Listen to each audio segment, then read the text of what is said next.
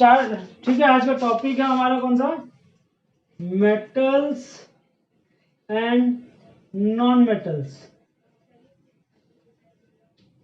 तो these are the general property. पहला property हो गया दे आर हार्ड, रिजिड और सॉलिड।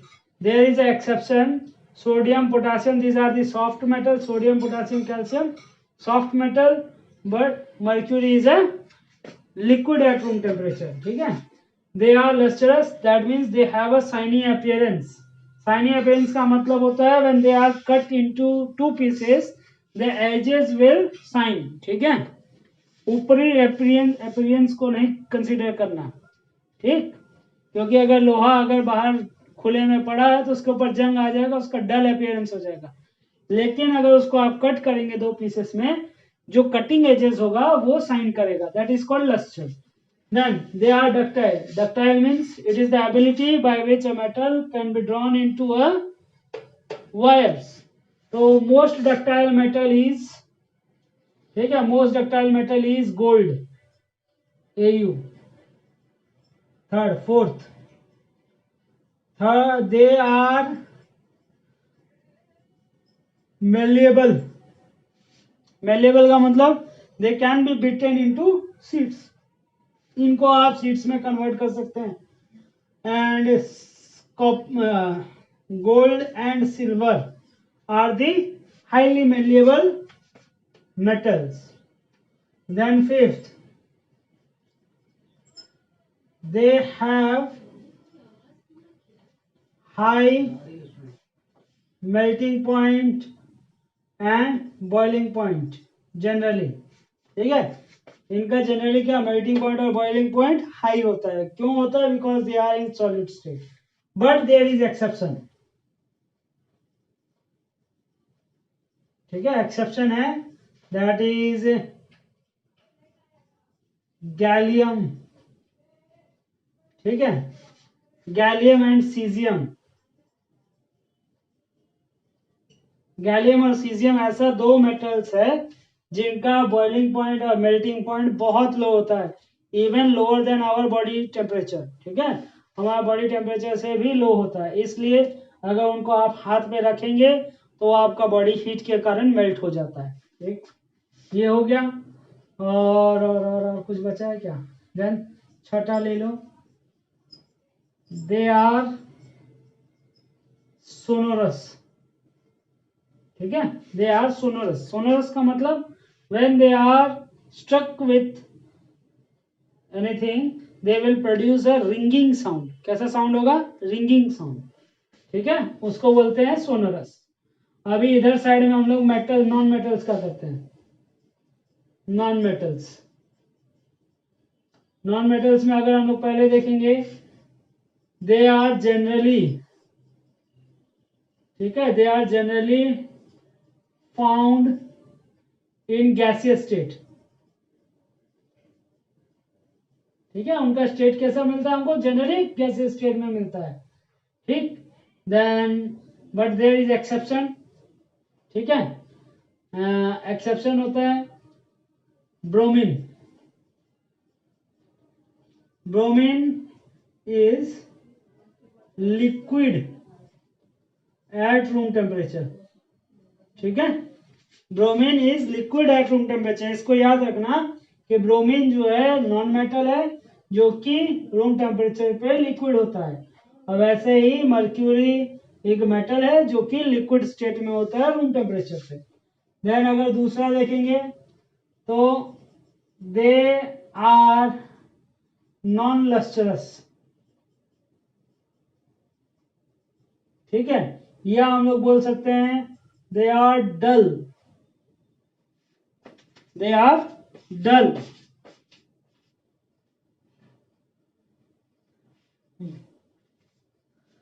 देखिए, they are non-lustrous or they have a dull appearance, but there is another exception। ठीक है, exception है क्या?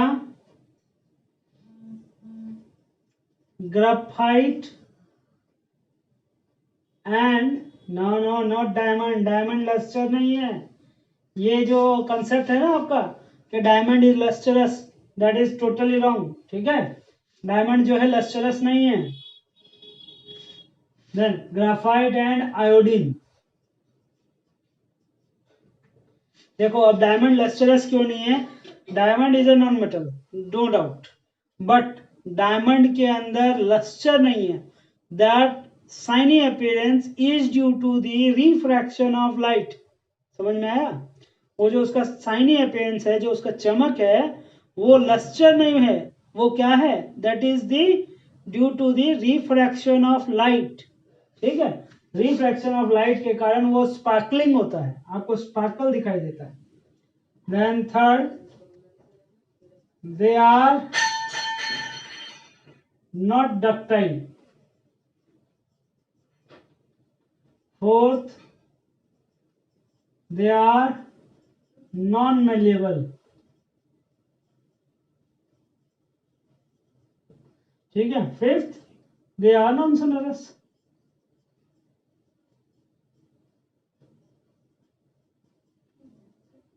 देखो ये सब जो प्रॉपर्टी है ये आप बचपन से पढ़ते आ रहे हैं। ठीक है, आपने क्लास 8 में भी पढ़ा था मेटल्स नॉन मेटल्स, उसमें भी आपने यही प्रॉपर्टीज पढ़ी थी। ठीक है, अब हम लोग जो है इन प्रॉपर्टीज के बियॉन्ड जाएंगे। All these are the physical properties. अच्छा, इनका बॉइलिंग पॉइंट के बारे में अगर देखेंगे तो इनका बॉइलिंग पॉइंट क्या होता है? दे have a generally low boiling point. ठीक है, इनका बॉइलिंग पॉइंट और मेल्टिंग पॉइंट क्या होता है? लो। तो लिख देते चलो, छठा, लो, एमपी एंड बीपी। ठीक है, तो ये हुआ इनका फिजिकल प्रॉपर्टीज। अब हमारा मेन टॉपिक होता है इनका केमिकल प्रॉपर्टीज। आप जो हायर क्लासेस में पढ़ते हैं वो है केमिकल प्रॉपर्टीज।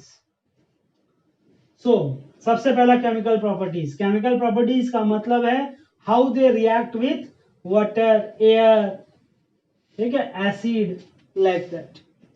तो हम लोग मेटल का लेते हैं, मेटल। ठीक है, मेटल पहला देखेंगे हम लोग क्या? रिएक्शन विथ एसिड ले लो। ठीक है, रिएक्शन विथ एसिड। चलो, तो रिएक्शन विथ एसिड क्या होगा? देखिए, आप जब भी देखेंगे मेटल, एम फॉर मेटल, ठीक है, metal plus acid will always give rise to salt plus hydrogen gas. ठीक है, क्या देगा? सॉल्ट और हाइड्रोजन गैस देगा। फॉर एग्जाम्पल, सपोज आपने Na लिया सोडियम और एसिड ले लिया HCl, तो प्रोडक्ट क्या होगा? NaCl plus hydrogen gas. याद रखना इसको। ठीक है, whenever metal react with acid they form the salt and water। ठीक है, अब यहाँ पे आप लोगों को एक चीज पूछा जाता है, how will you check the hydrogen gas is evolve और नॉट। ठीक है, how to test the hydrogen gas है। तो हाइड्रोजन गैस का टेस्ट एक ही है कि when you bring a burning matchstick nearer to the mouth of the test tube, then if it burns with a puff sound, it confirms that hydrogen gas is released. ठीक है, मतलब अगर जो sound produce हुआ वो अगर puff sound के साथ में बर्न होता है गैस, तो इसका मतलब हाइड्रोजन गैस प्रोड्यूस हुआ, अदरवाइज हाइड्रोजन गैस प्रोड्यूस नहीं हुआ। ठीक है, ठीक, ये हुआ। उसके बाद हम लोग देखते हैं नेक्स्ट, रिएक्शन विथ, चलो बेस ले लेते हैं। ठीक है, बेस। अब एक चीज ये है कि बेस के साथ जनरली रिएक्ट नहीं करते मेटल। ठीक है, इस चीज को ध्यान रखना, जनरली रिएक्ट नहीं करते, लेकिन जब रिएक्ट करेंगे दे फॉर्म्स अ कॉम्प्लेक्स सॉल्ट। तो देखो, जैसा कि एक एग्जांपल Na,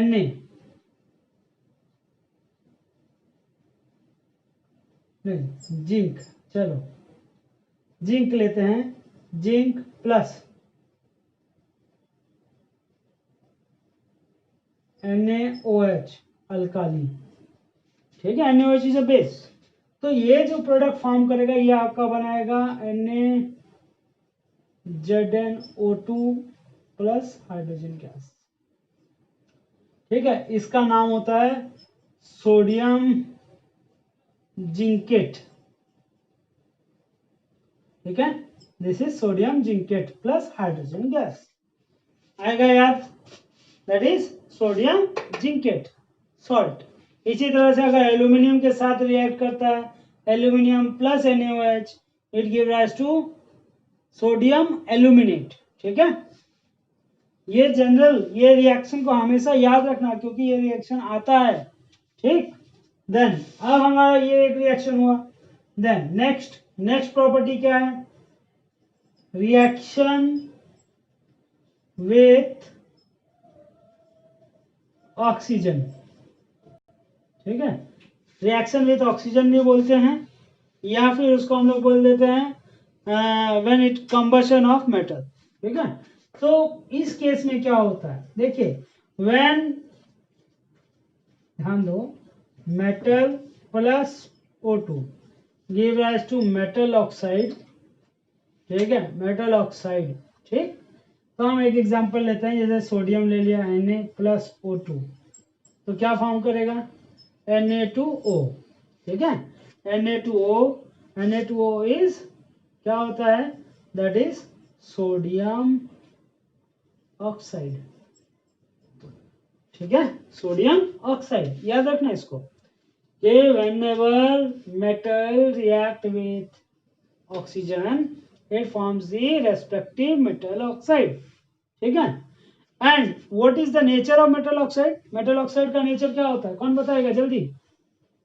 ठीक है, मेटल ऑक्साइड का nature, they are basic in nature. ठीक है, all the metal oxides are basic in nature, you must remember this one क्योंकि आगे काम आएगा। देन अगर हम लोग देखें इसका रिएक्शन विथ वाटर H2O,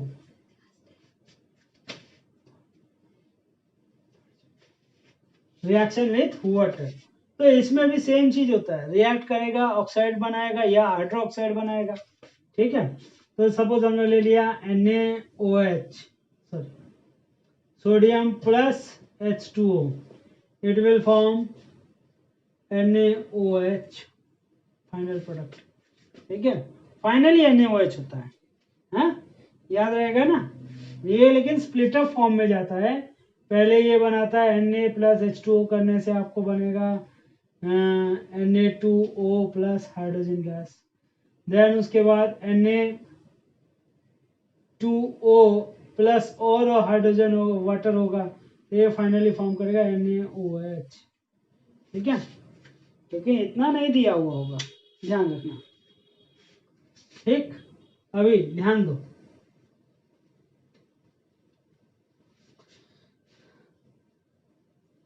हाँ ये हुआ, और क्या बचा, और क्या बचा,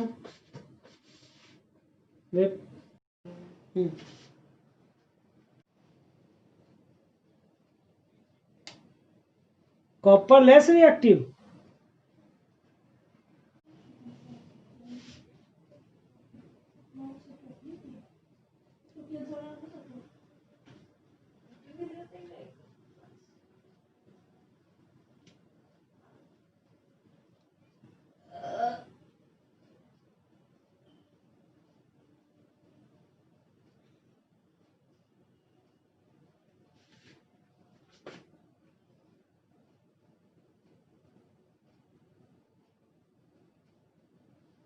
वेट कर, थोड़ा सा कनेक्टिविटी में भी थोड़ा प्रॉब्लम हो रहा है।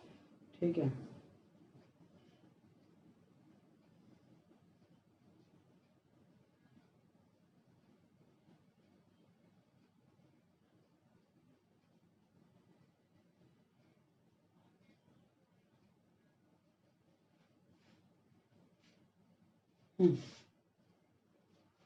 ठीक है, हाँ नेक्स्ट आ गया कहाँ, देखिए reaction with metal, reaction of metal with water.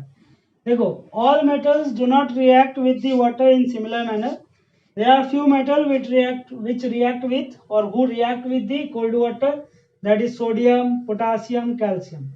ठीक है, सोडियम पोटासियम कैल्शियम, ये क्या करते हैं, कोल्ड वाटर के साथ रिएक्ट करते हैं। यहाँ कोल्ड वाटर का मतलब होता है water at room temperature. Then देखिए अब ये जो तीनों रिएक्ट कर रहा है, ये तीनों का रिएक्शन भी अलग अलग तरह का होता है, ठीक है। यहाँ पे आपका फॉर्म होता है NaOH प्लस हाइड्रोजन गैस, ठीक है, NaOH प्लस हाइड्रोजन गैस। लेकिन ये जो रिएक्शन है प्लस हीट, ठीक है, हीट भी बोलेंगे तो large amount of heat is involve, that means this reaction is very violent, ठीक है, बहुत वायलेंट है, बहुत विगरस है, ठीक। लाइकवाइज आपका पोटासियम प्लस H2O, ये भी रिएक्शन जो है वायलेंट होता है, प्लस H2 प्लस हीट, ठीक है, वेरी वायलेंट। आप लोगों ने लैब में एक्सपेरिमेंट किया था, याद है? याद है कि याद नहीं? हाँ, जो सोडियम को हम लोगों ने पानी में डाला था, याद है? सोडियम को पानी में डाले थे तो क्या रिएक्शन हुआ था? What was the reaction? Hydrogen निकला था। और क्या ऑब्जर्व किया था? और क्या ऑब्जर्व किया था? यस, वो पानी में जल रहा था, याद है ना? पानी में जल रहा था। वो पानी में क्यों जल रहा था? क्योंकि ये जो हाइड्रोजन गैस निकला, ये जो हाइड्रोजन गैस इवॉल्व हुआ, ये हाइड्रोजन गैस, ये जो हीट प्रोड्यूस हुआ साथ में, ये हीट इतना ज्यादा था कि इस हाइड्रोजन गैस को वो इग्नाइट कर देता है, जला देता है। समझ में आया? और सुनो, और आपने एक चीज ऑब्जर्व की होगी, जब आपने सोडियम मेटल को पानी में इंसर्ट किया, ठीक है, पानी में इंसर्ट करने के बाद आपने ऑब्जर्व किया कि जो सोडियम मेटल था, देखो सोडियम मेटल का डेंसिटी क्या होता है? मेटल का डेंसिटी नॉर्मली वाटर से ज्यादा होता है, इसलिए मेटल क्या करना चाहिए? वाटर में सिंक कर जाना चाहिए। यस और नो? यस और नो? अरे कोई, हाँ, तो वाटर में क्या होना चाहिए? मेटल सिंक कर जाना चाहिए, ठीक है। आपने जो सोडियम डाला, वो सोडियम पीस कहाँ जाना चाहिए? पानी में डाउन जाना चाहिए या ऊपर रहना चाहिए? नीचे जाना चाहिए। हाँ, नीचे जाना चाहिए, ऑब्वियस है, क्योंकि क्या हो रहा है? सोडियम का डेंसिटी ज्यादा होगा वाटर से। लेकिन ऐसा नहीं होता। क्यों नहीं होता? आपने ऑब्जर्व किया होगा कि ये जो सोडियम मेटल है, ये नीचे की जगह आपका पानी पे फ्लोट कर रहा था, याद है? पानी पे फ्लोट कर रहा था और इसमें आग लगा हुआ था, याद है? इफ यू रिमेंबर, ठीक है। ऐसा क्यों होता है?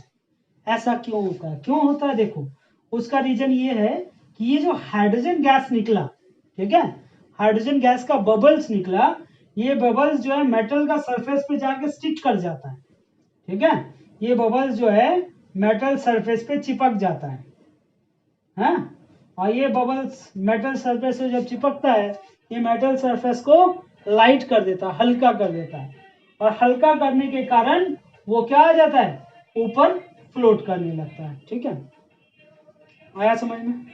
वो इसी एरिया में होगा ना, मेटल के आसपास, समझ में? क्योंकि मेटल जब रिएक्ट करेगा, मेटल जितना सरफेस मेटल का कांटेक्ट में होगा पानी के साथ, उतना ही तो रिएक्शन होगा, और वहीं से हाइड्रोजन गैस निकलेगा। तो हाइड्रोजन गैस एस्केप होते होते वो कहाँ चिपकेगा? मेटल सरफेस पे स्टिक कर जाएगा, बबल्स, ठीक है। और ये जो बबल्स है, ये हीट के कारण जलने लगता है। इसीलिए आपको जब पानी में आप सोडियम को डालते हैं, आप देखेंगे सोडियम जो पानी में नाचने लग जाता है, डांस करने लगता है, वो इस कारण है, ठीक है।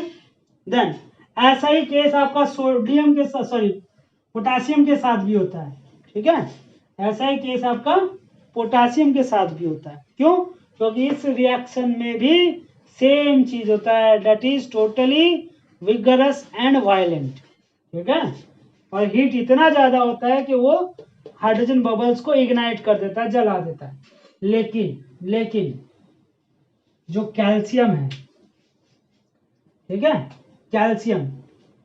कैल्शियम के साथ क्या होता है? कैल्शियम और वाटर का रिएक्शन में कैल्शियम हाइड्रोक्साइड फॉर्म होगा प्लस हाइड्रोजन गैस रिलीज होगा, ठीक है, हाइड्रोजन गैस रिलीज होगा। But this is less violent, ठीक है, लेस वायलेंट। लेस वायलेंट मतलब यहाँ जो हीट प्रोड्यूस हो रहा है, ये जो हीट प्रोड्यूस हो रहा है, ये हीट इतना ज्यादा नहीं होता कि हाइड्रोजन गैस को क्या करे, इग्नाइट कर दे, ठीक है। अगर हाइड्रोजन को इग्नाइट नहीं करेगा तो मेटल नहीं जलेगा, समझ में आया, ठीक है। तो समझे ना कि कैल्शियम का केस में ये प्रोसीजर, ये कंबशन नहीं होता। क्यों नहीं होता?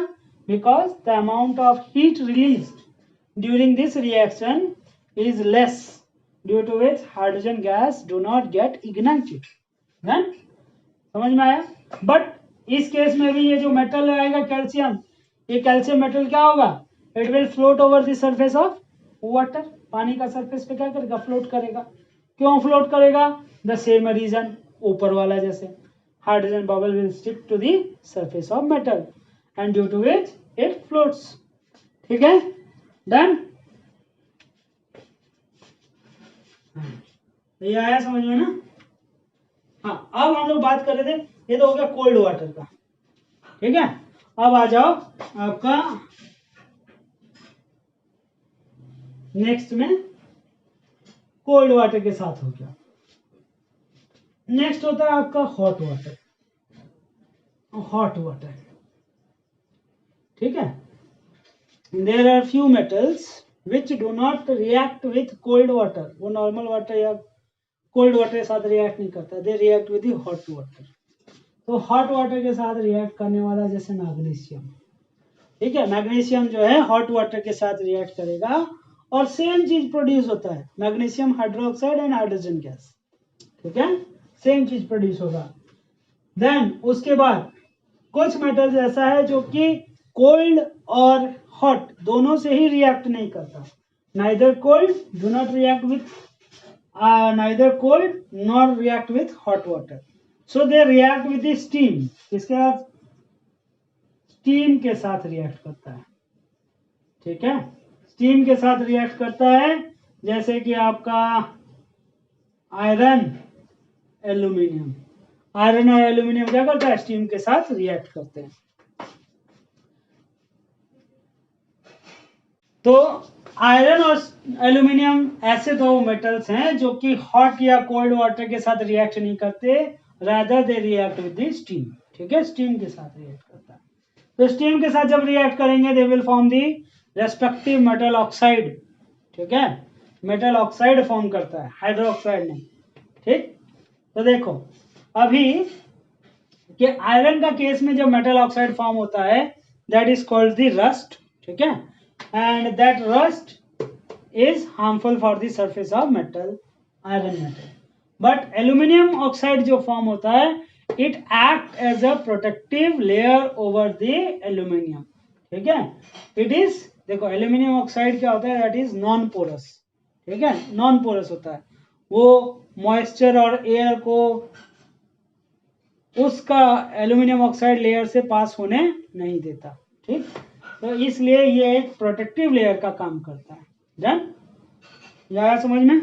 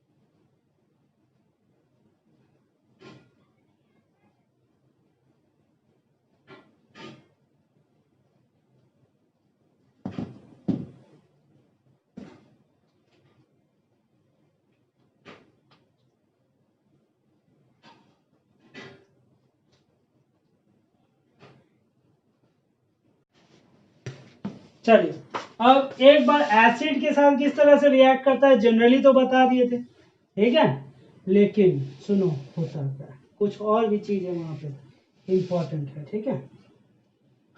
हमने एसिड्स के साथ में क्या रिएक्शन देखा था मेटल्स का, मेटल्स प्लस एसिड क्या फॉर्म करता है?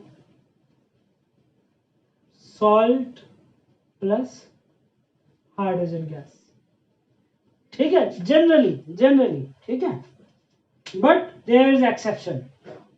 ठीक है, देयर इज एक्सेप्शन, याद रखना इसको, बहुत इंपॉर्टेंट है ये। ठीक है, एक्सेप्शन है, क्या एक्सेप्शन है? Metals plus HNO3 nitric acid. ठीक है, nitric acid it forms the salt plus water. इस चीज को देखना, ठीक है, बहुत इंपॉर्टेंट पार्ट है ये। देखो, metals generally react with every acid to form salt and hydrogen gas. ठीक है, मेटल जनरली जितना भी एसिड्स के साथ रिएक्ट करेंगे वो सॉल्ट और हाइड्रोजन गैस रिएक्ट प्रोड्यूस करेंगे। बट अगर मेटल HNO3 के साथ रिएक्ट करता है, दैट इज नाइट्रिक एसिड के साथ रिएक्ट करता है, तो वो सॉल्ट और वाटर प्रोड्यूस करता है। इस केस में हाइड्रोजन गैस रिलीज नहीं होता। ठीक है, हाइड्रोजन गैस रिलीज नहीं होता। तो क्या हो रहा, वाई दिस हैपेंस? ठीक है, यहाँ पे हाइड्रोजन गैस क्यों रिलीज नहीं हुआ? ये भी तो एसिड ही है, बट यहाँ हाइड्रोजन गैस रिलीज नहीं हुआ, ऐसा क्यों? ठीक है, इसका रीजन ये आपका एक रीजनिंग क्वेश्चन में आ जाता है। Because HNO3 is strong oxidizing agent।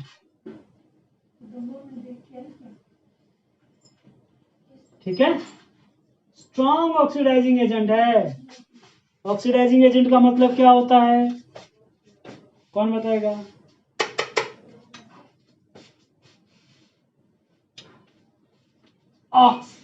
Either आपका रिएक्टेंट में ऑक्सीजन ऐड कर देगा या फिर हाइड्रोजन रिमूव कर लेगा। ठीक है, इन एजेंट्स का प्रेजेंस होने के कारण या तो रिएक्टेंट में ऑक्सीजन ऐड हो जाएगा या फिर हाइड्रोजन रिमूव हो जाएगा। समझ में आया? तो ये जो HNO3 है, ये HNO3 क्या करता है, जो हाइड्रोजन गैस रिलीज हुआ उस हाइड्रोजन गैस को ऑक्सीडाइज कर देता है इनटू वाटर। समझ में आया मेरा बात? This HNO3 oxidize the hydrogen gas into water। समझ में आया? Am I clear? अरे yes or no? Yes।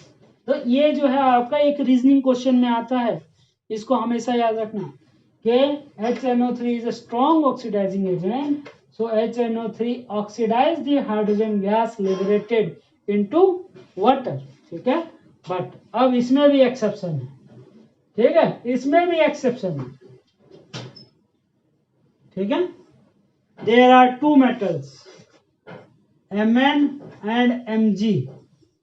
ठीक है, Mn and Mg when react with dilute HNO3 they release hydrogen gas. ठीक है, ये अनदर एक्सेप्शन है। इसी में और एक एक्सेप्शन क्या, मैंगनीज और मैग्नीशियम, ये दो मेटल जब HNO3 के साथ रिएक्ट करते हैं वो हाइड्रोजन गैस रिलीज करता है। ठीक है, इसको याद रखना है आप लोग को, रिमेंबर दिस वन। देखिए, मैग्नीशियम और मैंगनीज, इन दो मेटल्स को छोड़ के बाकी मेटल्स जब HNO3 के साथ रिएक्ट करेगा तो हाइड्रोजन गैस की जगह वाटर फॉर्म होगा। ठीक है, लेकिन मैंगनीज और मैग्नीशियम के साथ में जब HNO3 रिएक्ट करेगा तो ये फॉर्म करेगा आपका क्या फॉर्म करेगा, H2 गैस रिलीज होगा, सॉल्ट एंड H2 गैस। ठीक है, ये हुआ, ये था आपका, क्या बोला, हम अभी देखेंगे why do metal and non metal react, why metal and non metal react. ठीक है, क्यों रिएक्ट करता है, वाई दे रिएक्ट। देखो रिएक्ट करने का रीजन क्या होता है। देखिए हमको मालूम है मेटल और नॉन मेटल के बीच में रिलेशन होगा तो कैसा होगा। देखो मेटल और नॉन मेटल के बीच में जो रिलेशन होता है that is to gain and to lose. एक लूज करेगा एक गेन करेगा। आप लोगों को इलेक्ट्रॉनिक कॉन्फ़िगरेशन सिखाया गया था क्लास 9 में, याद होगा तो। ठीक है, वहां पे हमने आपको इलेक्ट्रॉन डॉट स्ट्रक्चर भी बताया था, अगर याद होगा तो आई थिंक। ठीक है, सपोज आप देखो जैसे हम बोले सोडियम और क्लोरीन, ये दोनों का रिएक्शन होगा तो क्या होगा, कैसा होगा। देखो सोडियम का एटॉमिक नंबर कौन बताएगा, 11। इसका एटॉमिक नंबर 17। तो इसका जब आप इलेक्ट्रॉनिक कॉन्फ़िगरेशन करेंगे सोडियम का और इधर इसका, तो 281 मिलेगा और क्लोरीन में 287 मिलेगा ना। ठीक है, अब देखो देखो मेटल और नॉन मेटल रिएक्ट क्यों करता है, कोई भी रिएक्ट क्यों करता है, सीधी सी बात है। ठीक है, कोई भी रिएक्ट क्यों करता है, ताकि उसको कुछ गेन हो, वो स्टेबल हो जाए।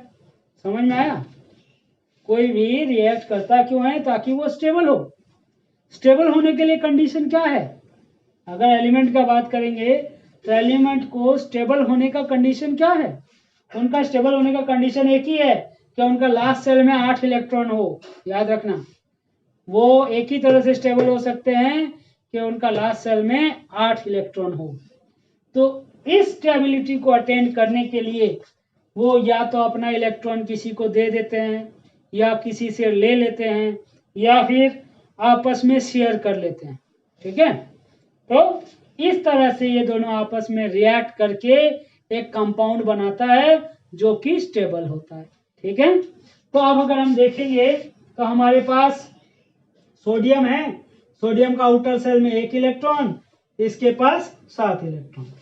तो हम लिखेंगे सोडियम। ठीक है, सोडियम लिखेंगे और उसके बाद सोडियम का आउटर सेल में कितना इलेक्ट्रॉन है, 1 है। ठीक है, उसी तरह से आप लिखेंगे क्लोरीन। क्लोरीन का आउटर सेल में कितना इलेक्ट्रॉन है, 7 इलेक्ट्रॉन। अभी सोडियम तो 7 ले नहीं सकता क्योंकि सोडियम को कोई 7 इलेक्ट्रॉन देगा नहीं। ठीक है, अगर इसको 7 देता तो ये 8 होता है यहाँ पे, लेकिन कोई इसको अपना 7 देगा नहीं, तो इसलिए ये क्या करता है, 1 इलेक्ट्रॉन दे देता है। तो सोडियम क्या करेगा, अपना 1 इलेक्ट्रॉन इसको दे देगा। समझ में आया, सोडियम इसको 1 इलेक्ट्रॉन दे दिया।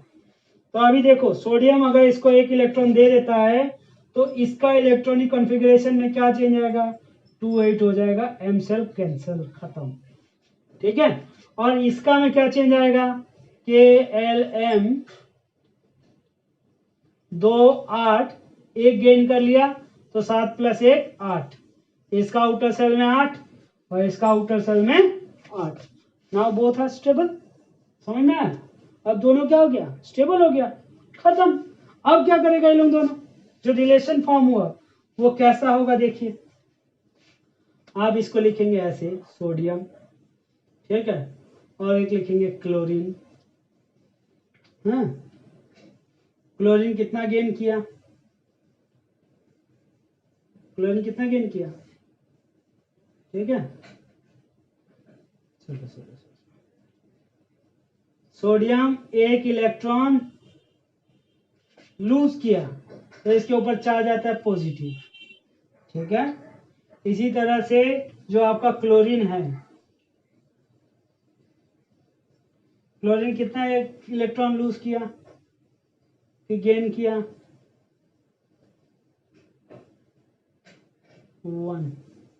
1 इलेक्ट्रॉन गेन। तो क्लोरीन का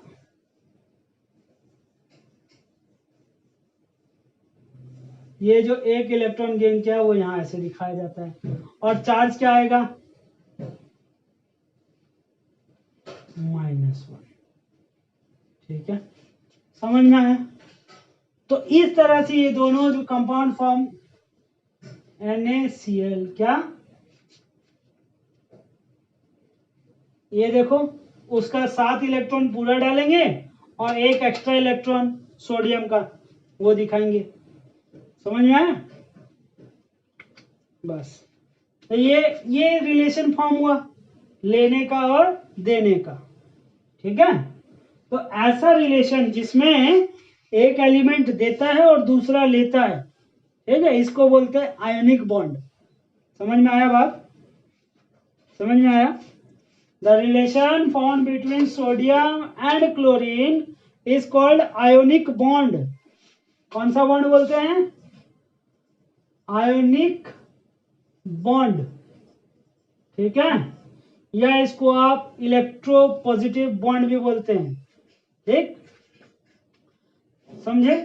तो इनके बीच में जो रिलेशन फॉर्म हुआ that is called the ionic bond, और इस कंपाउंड को बोला जाता है आयोनिक कंपाउंड।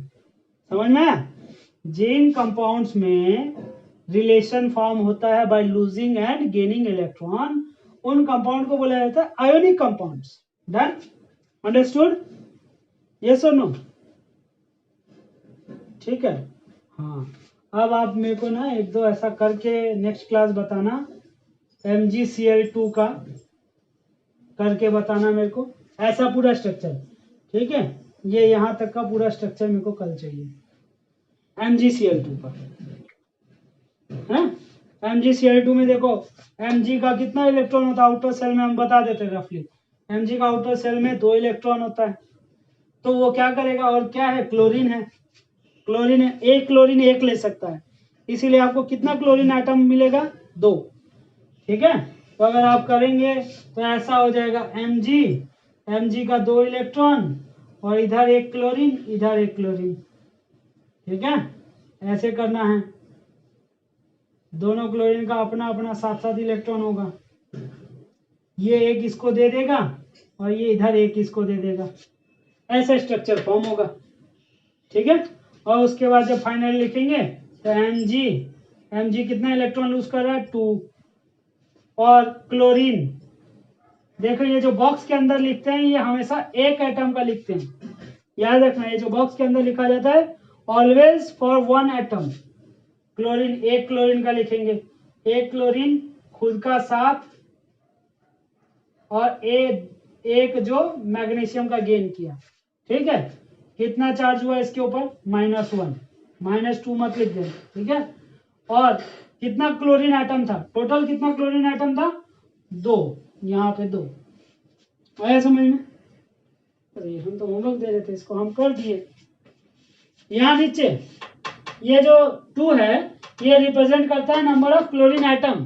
ठीक है, ये जो ब्रैकेट के अंदर लिखेंगे ये आपका एक एटम का होता है, यहाँ का 2 का मतलब ऐसा 2 एटम। डन? समझ में आया? ओके, तो हम लोग आज का क्लास यहीं पे खत्म करते हैं।